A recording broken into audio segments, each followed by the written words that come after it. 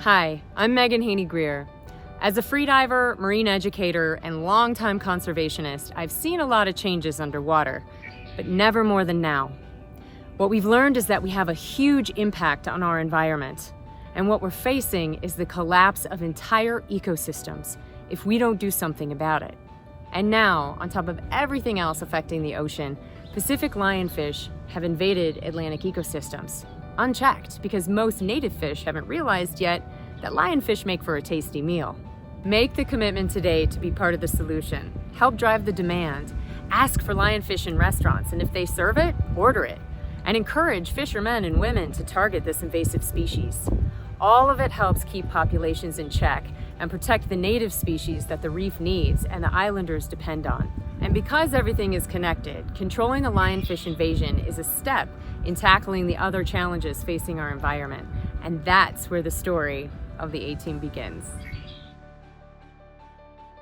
In April 2019, our team of 5 lionfish specialists arrived in Antigua riding the wave of energy and enthusiasm of our incomparable host, Martha Watkins-Gilkes, for 36 years a conservation advocate in Antigua. We also had generous support from Mill Reef Club members who are concerned about threats from the Caribbean-wide invasion of Indo-Pacific lionfish and the decline of coastal and ocean health around the island.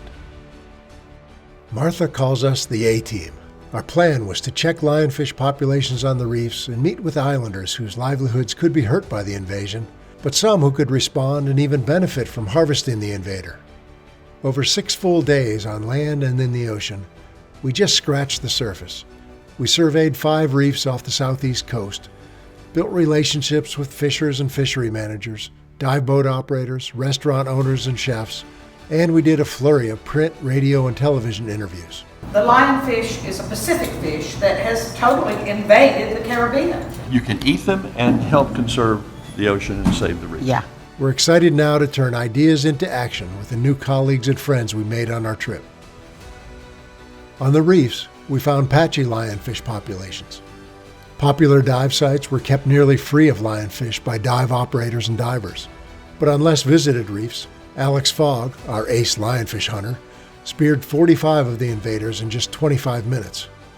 Clearly, this shows how local control can work. Fishermen we interviewed and dove with explained that their catch is sold by the pound on Antigua, regardless of species. So not surprisingly, they take the biggest fish they can find. Lionfish are typically smaller than the fish they take. This makes changing fishing practices a challenge, and it may happen only once large fish are no longer found, or if we can help find a way to drive up the price and demand for lionfish on the island. The same thing needs to happen across the Caribbean. Higher demand for lionfish will mean more harvesting and more revenue for local fishers. This will reduce pressure on native fish and protect reef ecosystems. The stakes are very high. Judging from the fantastic meals we had on Antigua and what we heard from the local chefs, we know they're interested in exploring lionfish cuisine. So once local fishers learn to handle lionfish safely and get a good market price, there could be a viable fishery on Antigua. And we've also been developing new lionfish traps that are ready for testing in deep waters around the island. Antigua, like many other countries in the region, also has other problems damaging its reefs. Parrotfish numbers in our surveys were surprisingly low. When that happens, you can count on having high algae cover and corals dying from overgrowth. The problem was made worse by the mass die-off of another important grazer, the long-spined black sea urchin, back in the 1980s. The cause was never determined, but together, sea urchins and parrotfish controlled algae on Caribbean reefs. Sea urchin populations haven't recovered, so most reef cleaning is now left up to the parrotfish. Recognizing this, some countries have banned fishing for parrotfish. Antigua should consider the benefits of such a ban, including regulating indiscriminate practices like gillnet fishing. Thanks to the undeniable force for nature that goes by the name of Martha and the caring members of Mill Reef Club, we've begun to build a vital network of partners in Antigua.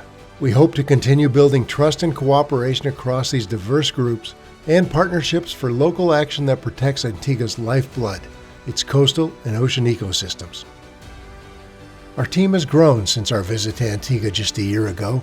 We now have scientists, lionfish hunters, communicators, digital and social media specialists, a specialized gear manufacturer, and an expert on artisan market development. Our first big effort will be the Antigua Open, a lionfish derby and festival. Divers and fishermen are being called to action. While competing for cash prizes and bragging rights, they'll become the predators of this invasive species and the protectors of their reefs. Get more information and stay tuned for festival dates on the official Derby website, AntiguaLionfish.com. Together, we can control lionfish and create a wave of ocean stewardship in Antigua and across the Caribbean.